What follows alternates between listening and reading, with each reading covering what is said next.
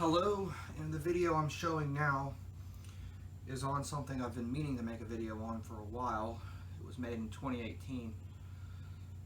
It's interesting when you study electronics because everything is changing. You know, vacuum tubes and radio ruled the 20s, 30s, 40s, and television 40s, 50s, 60s, 70s, and 80s, and now we're into the microelectronics and computer era, which is in and of itself interesting and has its roots in the 19th and early 20th centuries.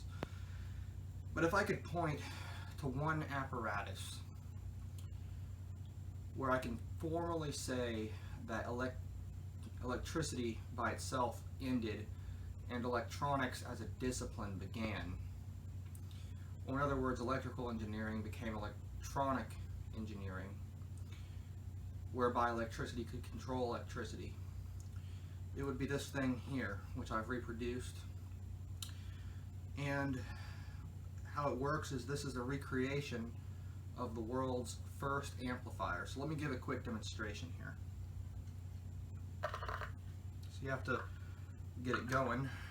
Give me a second. There. If it screeches, it has gain. Now, this amplifier was invented in 1903, so let me prove it works with a song from that period really fast. My singing voice sucks, so I'll keep it short. Hello, my baby. Give me a second. Hello, my baby. Hello, my honey. Hello, my ragtime gal. Give me a kiss by wire. Baby, my heart's on fire.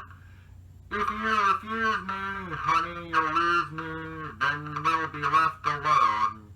So baby, telephone and tell me I'm your own.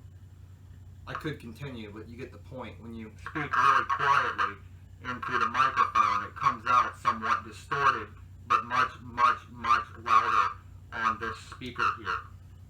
Which I've used a horn speaker because that would have been what they had, was basically a telephone receiver with a horn on it. I could continue singing. The noise of this thing is historic in my opinion. But it uses these. This is a carbon mic button microphone. Inside the button there's two plates, so when you saw me tapping on it, you have to dislodge the carbon because if it can get stuck in one position.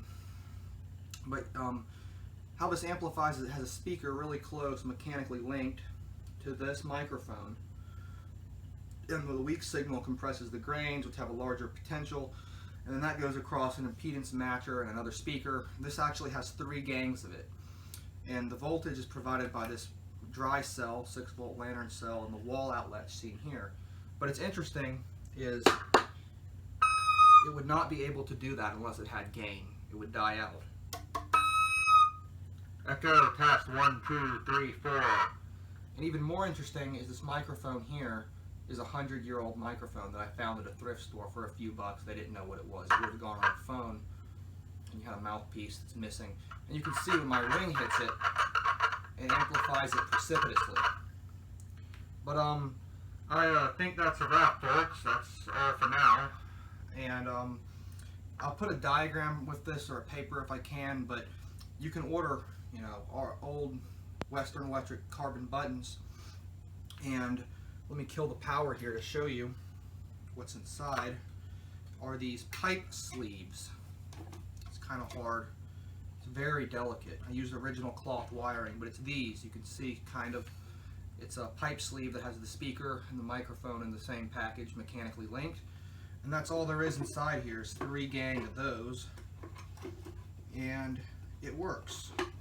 Surprisingly, it's technology from 1903. This was the first electric, or I could say electronic, amplifier ever developed. And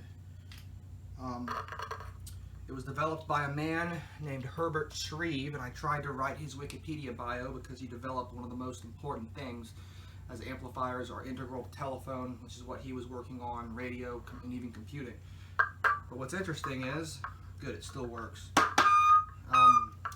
It really does have some gain. So you see I rattle the filings loose, and now it even has a louder gain. Ultimately, there's a limit. Now, this was used when Dr. Shreve developed it as a telephone repeater.